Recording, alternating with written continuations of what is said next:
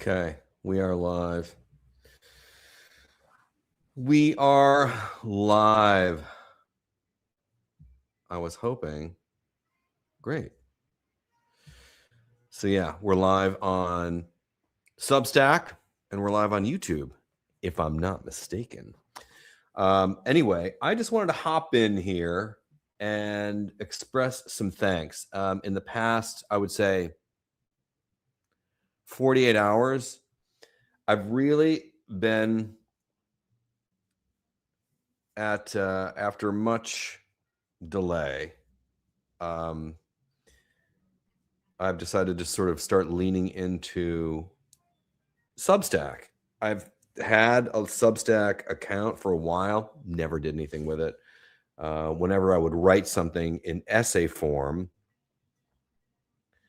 I love how Joseph Walker chimes in and says, "Hey there, I'm getting a pedicure as we speak." Fantastic. Please enjoy your pedicure.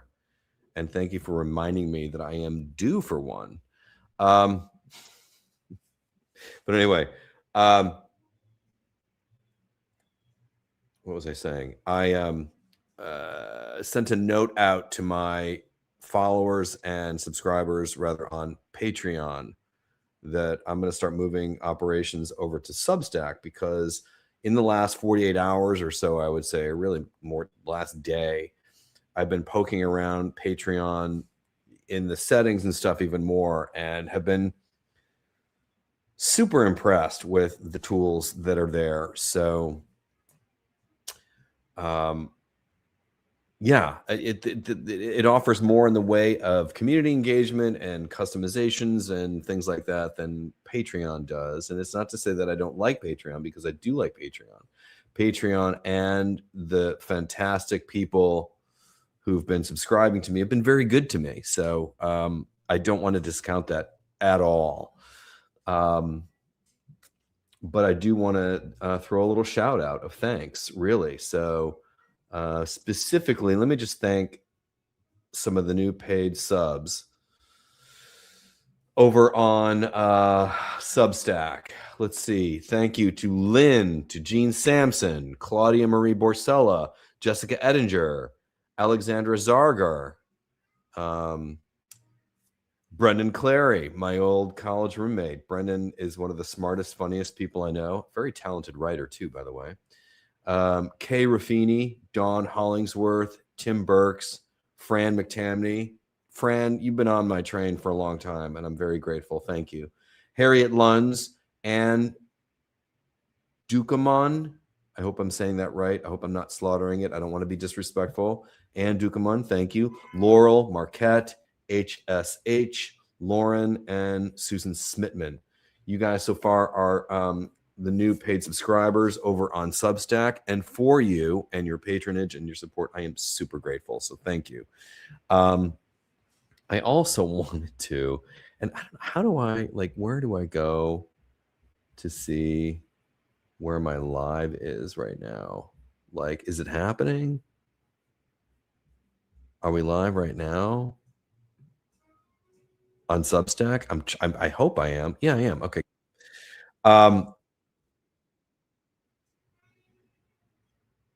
Yeah, we're good. All right, I had to cut the sound on that. Sorry, little delay. Anyway, so we are live on Patreon. What did I want to say? And thank you, Carol Schaefer. And who's all chiming in here on YouTube here?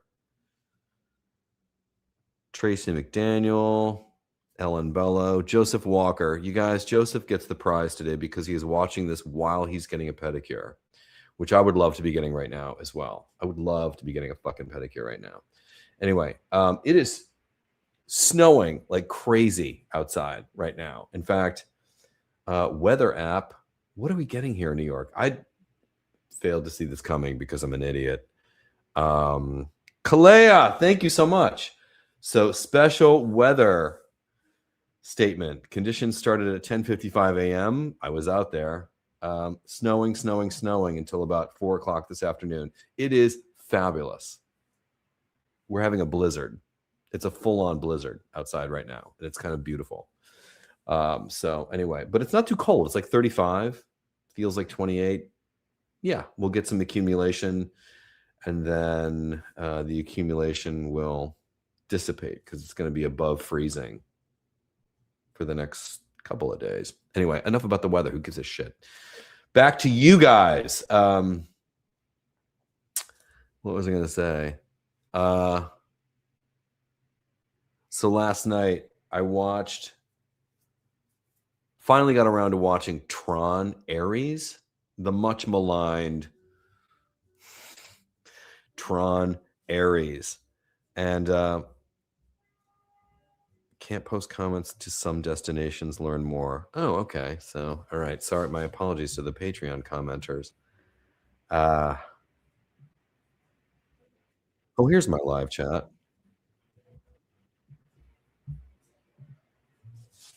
Okay. So we got some people watching on Patreon. Okay, great. Thank you.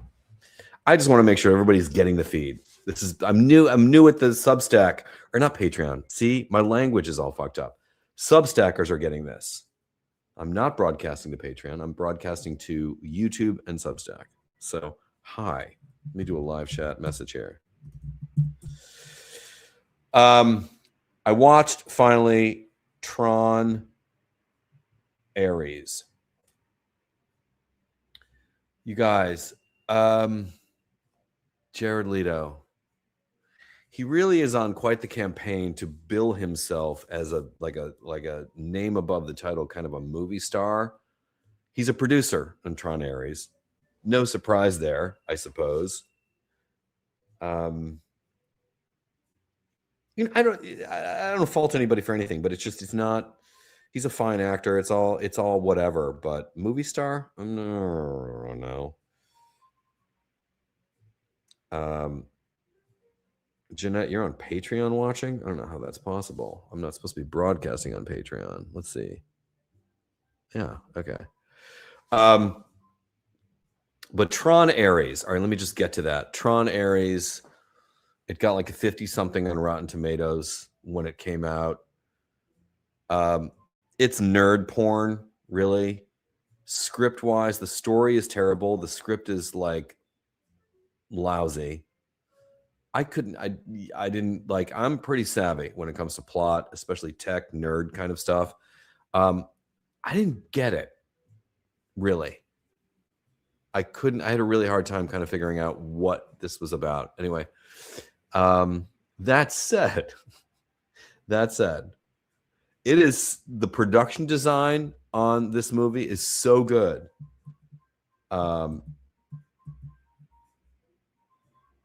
Yeah, the production design on Tron Ares is amazing. It is a beautiful movie to look at. The environments, the colors, the light, the texture. Tron Ares is an exquisite movie to look at, I gotta say. And the way it's sort of like the production depicts what is ultimately like 3D printing of entities that live in a server into the real world is kind of amazing. Anyway, it's a beautiful movie to look at, really well designed, exquisite, I would say. And the sound, the movie sounds amazing. And the score is from 9 Inch Nails, and it's fantastic. So you've got a pile of shit that is incredible to look at and sounds incredible. But again, it's a pile of shit because, oh my God, that movie sucked. Let's see. Rob's there. Martha's here. Oh, now I'm seeing some people here on Substack. Good to see you guys. Yeah, Jeanette, you're on YouTube. There you are. You can't be on. I'm not going to be broadcasting to Patreon. This is just on YouTube and on Substack. So anyway, that was Tron Ares. So I would recommend Tron Ares if you already have, don't bother renting it or paying money for it. I would say if you've got Disney Plus, go ahead. It's a fine rainy day movie. It's whatever. You can watch it while you are checking your likes on Instagram. Although, as I said, don't miss some of the visuals because it is visually a really cool movie. It's a visually cool movie. What else do I have to share with you? Oh, and then I watched The Rip. the new Affleck Damon joint. It's written and directed by Joe Carnahan. Let me double check that. The Rip movie. Yes. Joe Carnahan wrote and directed it. It stars Matt Damon, Ben Affleck. It is a solid cop thriller. It's a solid good cop, bad cop, heisty kind of corruption, not corruption. Who's the good guy? Who's the bad guy? It's a good cop thriller. Action-packed, well-directed, well-made. I liked it. I think it's interesting. Somebody commented when I put it up on Threads last night as the movie I was watching that he thinks Affleck's a terrible actor. I think what we're seeing with Ben and Matt is that they have matured into mature actors. That is, I think, what we're really seeing, and that understanding that on camera, guys like this, less is more. So what may look like at a glance a lazy performance or a non-performance, it's a performance and it's a good one. And I think Ben and Matt are good in this movie. I think it's well directed. Also great production design. Pretty simple in terms of set. It kind of takes place on, there's I think 2 exterior locations. There's one like suburban street, takes place in Miami, like a suburban street, like a cul-de-sac location. It didn't look terribly expensive to make. And I'm going to get this wrong, but what is also interesting, Stephen Yeun was also very good. Yes. I was going to get to the rest of the cast. And then I guess this movie, the crew financially gets a piece of it. The crew of the film, they get a cut, which is nice, and they should. Anyway, let's see, paid subscribers. This is fantastic, you guys. I'm so grateful. Do we have new names down here? CMS Schaefer, Susan Smith. No, I haven't mentioned that. So anyway, now with The Rip. And I love the women in it. Tiana Taylor's in it. Oh my God. She's so good. Tiana Taylor's great. Stephen Yeun, Ben Affleck, Sasha Cali. Am I saying that right? Has a great role in this, but I love Tiana Taylor. And this is where I'm going to have a problem because it's just going to, I have now an unreasonable crush on Kyle Chandler, whom I just saw in an okay movie with Diane Lane called The Anniversary, about sort of a creepy, slow American takeover of a fascist regime. It's dark and it's bleak. The Anniversary is not a movie to watch if you want to be put in a bad mood. Watch The Anniversary. But Kyle Chandler and Diane Lane are in it, and Kyle Chandler is terrific in that movie. Kyle Chandler is a terrific actor. Anyway, I find him immensely pleasant to watch / look at, and so let me check in with Substack audiences here. Martha Shepard's here. Laurel, Melissa Christensen, Tracy Bogart is in the house. Beverly, Geocom, Daniel Garrett. Hi. Maris is here. Daniel Garrett. Hi from Saudi Arabia. You don't live there, but you're there. Daniel, you're going to have to drop a comment on the video and explain, if you're at liberty, what you're doing there. What brings you to Saudi Arabia? You got a very white guy sounding name. I don't mean to make that sound racist. That sounds terrible. That sounds not like I want it to sound. But anyway, if you care to share, I'm genuinely curious. I don't know anybody who is in Saudi Arabia, and to have that happen, by all means, share with us if you would like what you do in Saudi Arabia. Thomas Coombs is in the house. Rachel is here. Thank you guys for joining. How fun. So back to The Rip, Netflix, Joe Carnahan, written and directed by. Good movie. Good movie. Solid cop thriller. I have music on, sorry. So I say yes. And as far as what I'm reading, I want to start back into, I read some years ago, I've been long intrigued by the novels, the spy novels of John le Carré. And John le Carré's spy novel, John le Carré is British, like Ian Fleming, although Ian Fleming's Bond novels are an enhanced sort of glamorization of the spy world and spy craft, whereas John le Carré gets into more of like it's a little dark. And if you've ever seen Tinker Tailor Soldier Spy, perfect example. I love that movie. I thought it was too short. I thought that movie could have been 3 hours. He wrote Tinker Tailor Soldier Spy, or The Spy Who Came In From the Cold. Great film with Richard Burton. I read Spy Who Came In From the Cold, and I started Tinker Tailor. Something happened. I got interrupted, and I got to pick it back up again. Because when I was living in Cleveland, in downtown Cleveland, I was a 5-minute walk from the Cleveland Public Library downtown. Beautiful branch. It was a real perk of living there. And I got some of them out of the library and started reading. I had to return it. I think anyway.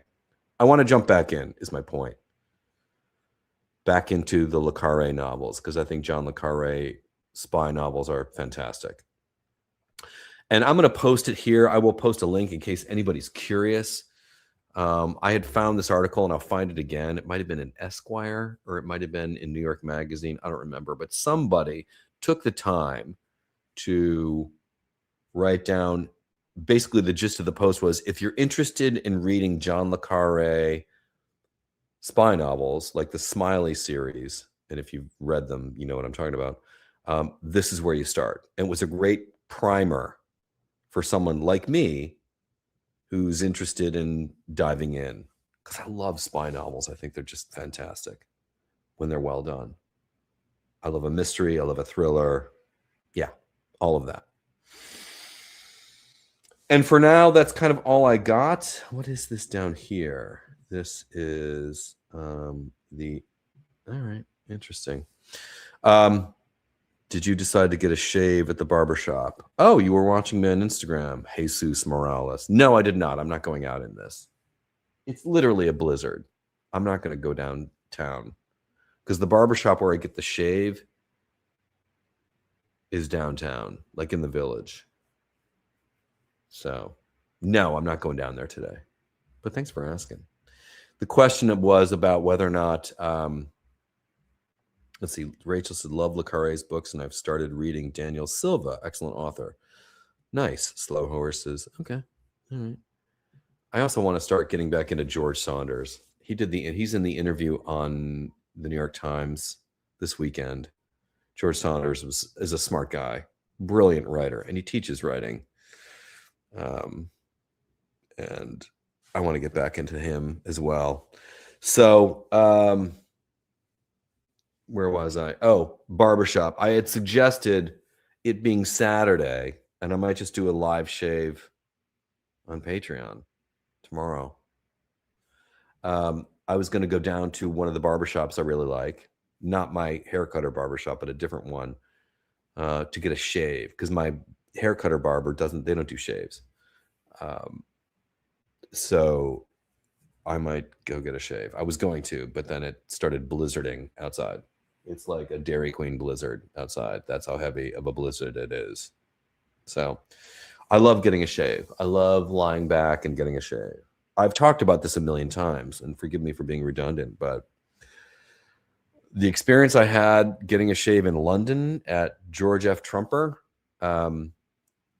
is unmatched here in New York, as far as I know. If anybody knows anything of where, because like it was not the problem with current American barbershops, New York barbershops. The version, this happens in restaurants too, where they think like we need a soundtrack on the sound system that, we need energy. Like, shut the fuck up. I'm not in a nightclub. I didn't bring glow sticks. I'm not on the right drugs for this.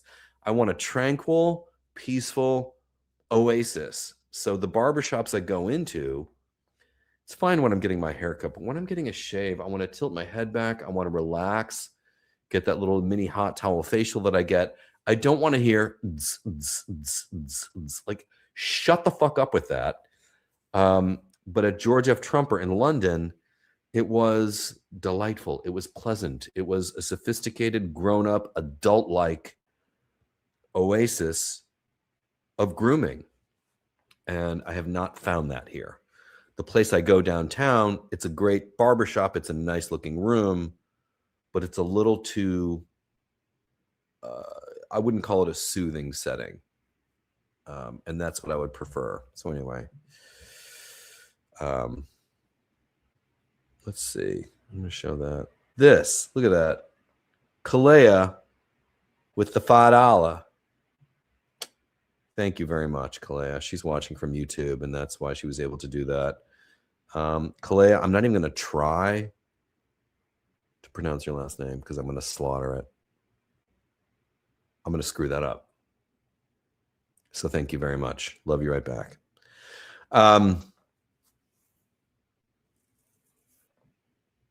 Yeah, I need a real quiet barbershop. I haven't found one yet.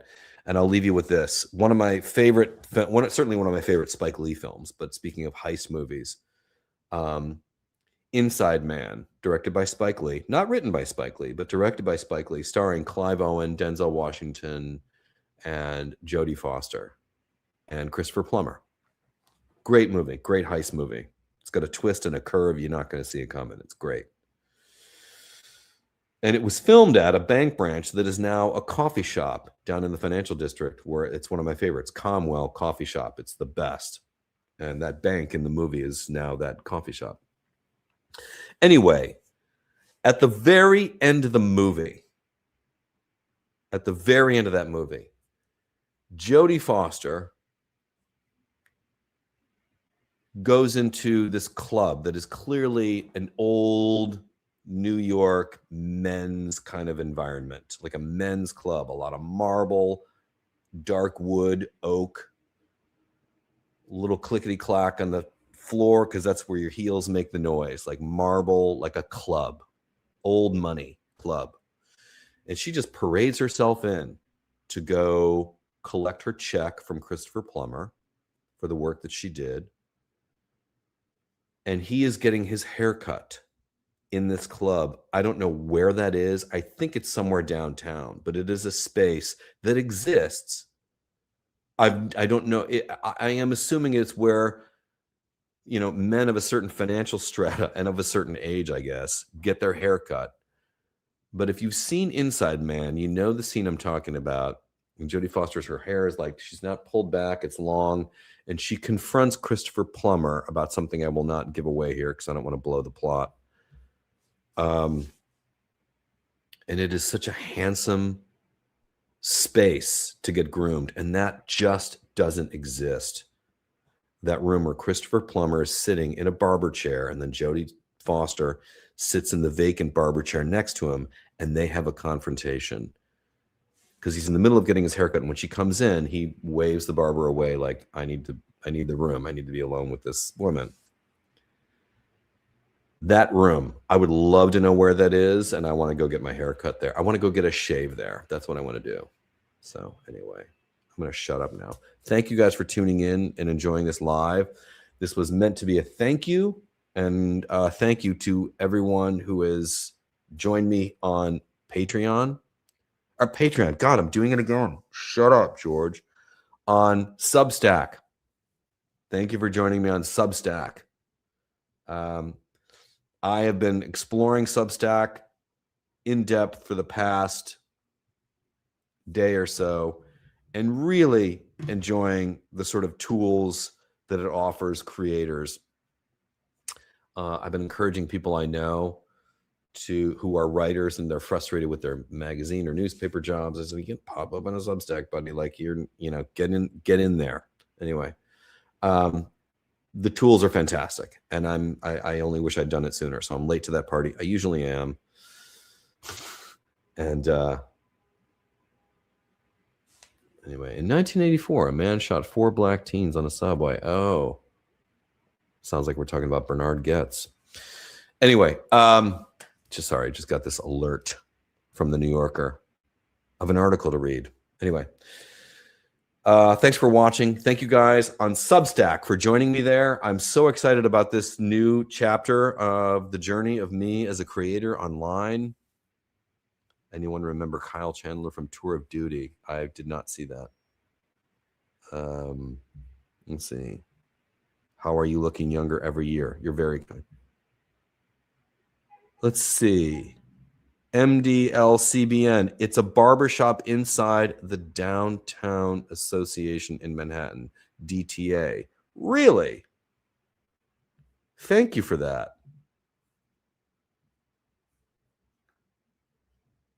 Let's see.